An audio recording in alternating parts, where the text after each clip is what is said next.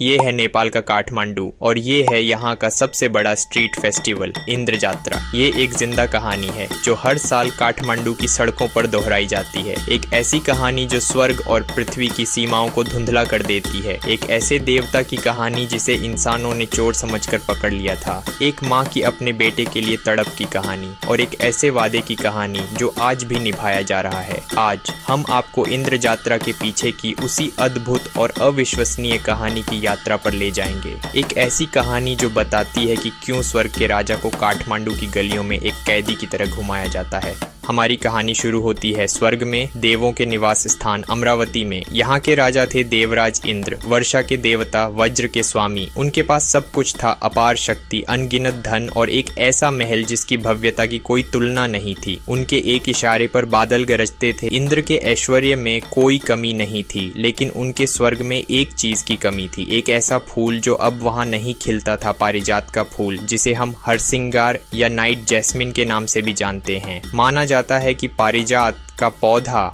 मूल रूप से स्वर्ग का ही एक वृक्ष था, लेकिन एक पौराणिक कथा के अनुसार भगवान श्री कृष्ण इसे धरती पर ले आए थे। तब से यह दिव्य पुष्प स्वर्ग में दुर्लभ हो गया था। इसकी मनमोहक सुगंध और पवित्रता अद्वितीय थी। एक दिन देवराज इंद्र की माँ देवी दागिन को एक विशेष पूजा के लिए इसी पारिजात के फूल की आवश्यकता पड़ी। उन्होंने अपने प्रतापी पुत्र इंद्र से यह इच्छा व्यक्त की, एक माँ का आदेश, और वो भी देवराज इंद्र के लिए, जिसे कोई भी चीज असंभव नहीं लगती थी।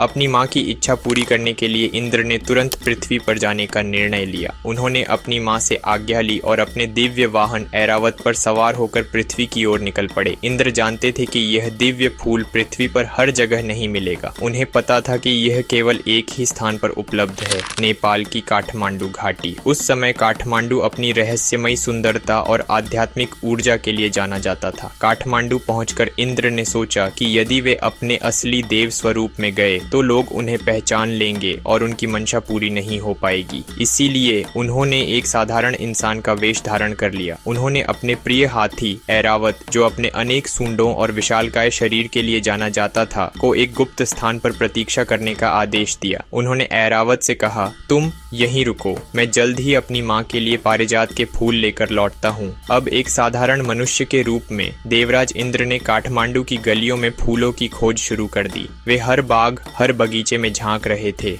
अचानक हवा का एक झोंका अपने साथ एक जानी पहचानी दिव्य सुगंध लेकर आया। यह पारिजात की ही सुगंध थी। इंद्र का हृदय प्रसन्नता से भर गया। वे उस सुगंध की दिशा में आगे बढ़ने लगे। सुगंध का पीछा करते करते इंद्र एक खूबसूरत बगीचे में पहुंचे। यह बगीचा पारिजात के फूलों से लदा हुआ था और हवा में उनकी मीठी महक घुली हुई थी। अपनी माँ की इच्छा पूरी होने की खुशी में इंद्र इतने मग्न हो गए कि वे सब कुछ भूल गए। उन्होंने यह भी नहीं सोचा कि यह बगीचा किसी का है और फूल तोड़ने से पहले अनुमति लेना आवश्यक है। वे बस जल्दी से जल्दी फूल तोड़कर अपनी माँ के पास पहुंचना चाहते थे। उन्होंने बिना किसी से पूछे फूल तोड़ना शुरू कर दिया। वे एक एक करके सुंदर फूलों को अपनी झोली में भर रहे थे। तभी पीछे से एक जोरदार आवाज आई, चोर चोर, पकड़ो इसे, मेरे बाग से फूल चुरा रहा है। यह उस बगीचे का मालिक था। उसने इंद्र को रंगे हाथों पकड़ लिया था। इंद्र ने समझाने की कोशिश की, लेकिन उनकी कोई बात नहीं सुनी गई। एक साधारण मनुष्य के वेश में उन्हें कोई पहचान भी नहीं सका। बगीचे के मालिक और आसपास के लोगों के लिए वे बस एक चोर थे। गुस्साए लोगों ने उन्हें पकड़ लिया और सजा देने का फैसला किया। उन्होंने इंद्र को एक रस्सी से बांध दिया। कहा जाता है कि वह रस्सी कोई साधारण रस्सी नहीं थी। उसमें कोई दिव्य शक्ति या काठमांडू की धरती का ऐसा जादू था कि स्वयं देवराज इंद्र भी उसे तोड़ नहीं पाए। सज्जा के तौर पर इंद्र के दोनों हाथ बांधकर उन्हें काठमांडू के मरुटोल के बीचों बीच एक सार्वजनिक स्थान पर प्रदर्शित कर दिया गया ताकि हर कोई उस चोर को देख सके। स्वर्ग का राजा, देवताओं का स्वामी, आज पृथ्वी पर एक साधारण चोर की तरह बंधा हुआ था और कोई भी उसकी असली पहचान से अनजान था। दूसरी ओर अपने स्वामी इंद्र की प्रतीक्षा करते करते उनका वाहन ऐरावत बेचैन होने लगा। जब बहुत देर तक इंद्र नहीं लौटे तो ऐरावत को चिंता हुई। वह अपने स्वामी को खोजने के लिए उसी शहर में निकल पड़ा जहां इंद्र गायब हो गए थे। एक विशालकाय दिव्य हाथी को यूं शहर की सड़कों पर दौड़ते देख लोग डर गए। बच्चे और बड़े सभी घबराकर इधर उधर भागने लगे, लेकिन कुछ लोग उसके पीछे पीछे दौड़ने लगे, यह देखने के लिए कि आखिर यह अद्भुत हाथी कहाँ जा रहा है। ऐरावत की यह व्याकुल खोज आज भी इंद्र जात्रा में पुलुकिसी नृत्य के रूप में जिंदा है, जिसमें एक कलाकार हाथी का मुखौटा पहनकर उसी तरह शहर में घूमता है। उधर स्वर्ग में इंद्र की माँ दागिन की चिंता बढ़ती जा रही थी। उनका बेटा जो बस कुछ फूल लेने गया था अभी तक नहीं लौटा था। एक माँ का दिल अनहोनी की आशंका से कांप उठा। जब उनकी प्रतीक्षा की सीमा समाप्त हो गई तो उन्होंने स्वयं पृथ्वी पर जाकर अपने पुत्र को खोजने का निर्णय लिया। देवी दागिन भी काठमांडू पहुंची और अपने बेटे इंद्र की तलाश करने लगी। वे हर गली हर चौराहे पर अपने बेटे को खोज रही थीं। उनकी यह खोज भी आज इंद्र जात्रा में दागिन जुलूस के रूप में मनाई जाती है, जिसमें एक मुखौटा पहने कलाकार देवी दागिन का प्रतिनिधित्व करता है और शहर में घूमता है, मानो आज भी वह अपने खोए हुए बेटे को खोज रही हो।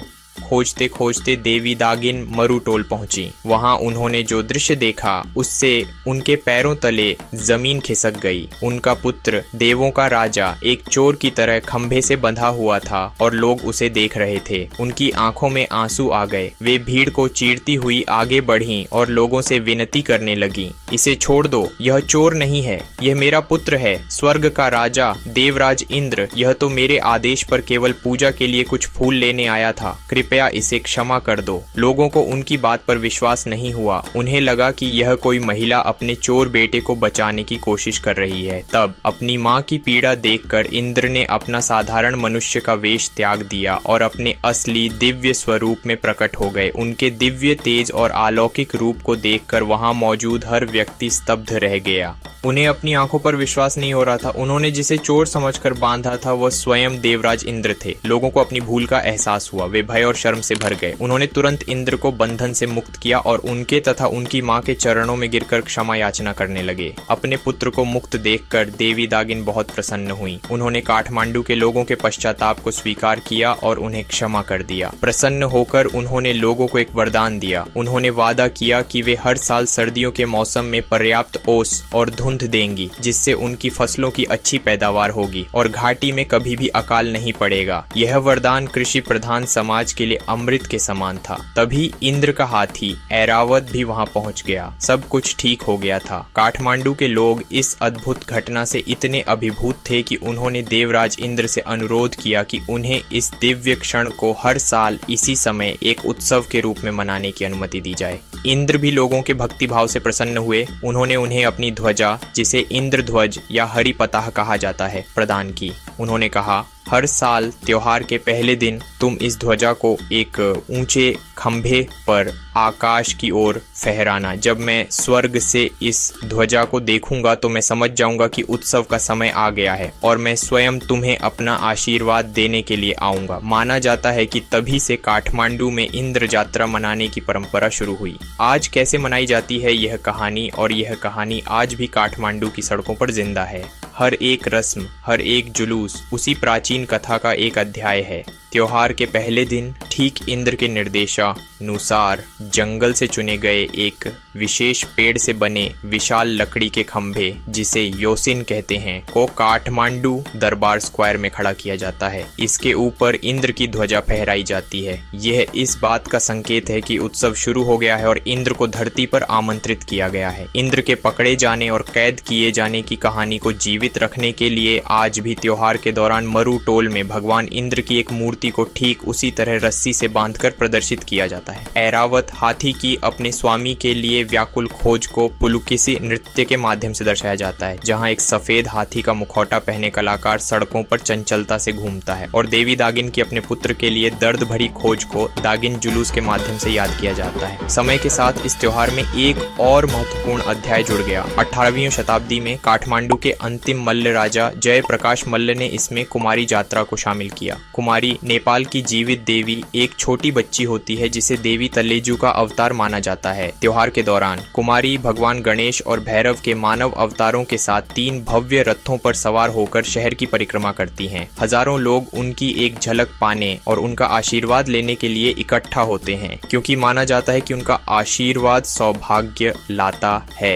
इंद्र यात्रा के बीच एक दिन अब कल्पना कीजिए कि आप वहीं हैं, काठमांडू दरबार के बीच में। आपके चारों ओर हजारों लोगों की भीड़ है। हर दिशा से ढोल झांझ और पारंपरिक संगीत की आवाजें आ रही हैं। हवा में धूप और स्वादिष्ट नेपाली भोजन जैसे मोमोज की महक है। प्राचीन मंदिर और इमारतें लोगों के लिए एक प्राकृतिक स्टेडियम बन गई हैं, जिनकी सीढ़ियों पर तिल रखने की भी जगह नहीं है। आप भीड़ में हैं, धक्का मुक्की हो रही है, लेकिन हर कोई उत्साहित है। अचानक जीवित देवी कुमारी का रथ आपके सामने से गुजरता है। एक पल के लिए सब कुछ शांत हो जाता है। आप उस दिव्य ऊर्जा को महसूस करते हैं। लोग फूलों की वर्षा करते हैं और हर कोई उस फूल का एक टुकड़ा पाने की कोशिश करता है, क्योंकि यह एक भाग्यशाली प्रतीक माना जाता है। यह एक तीव्र, अविस्मरणीय और गहरा आध्यात्मिक अनुभव है। इंद्र यात्रा सिर्फ एक त्योहार नहीं है, यह काठमांडू की आत्मा है। यह एक कहानी है जो हर साल पत्थर की इमारतों और आधुनिक जीवन के बीच फिर से जी जाती है। यह एक देवता की भूल, एक माँ के प्यार, एक शहर के पश्चाताप की कहानी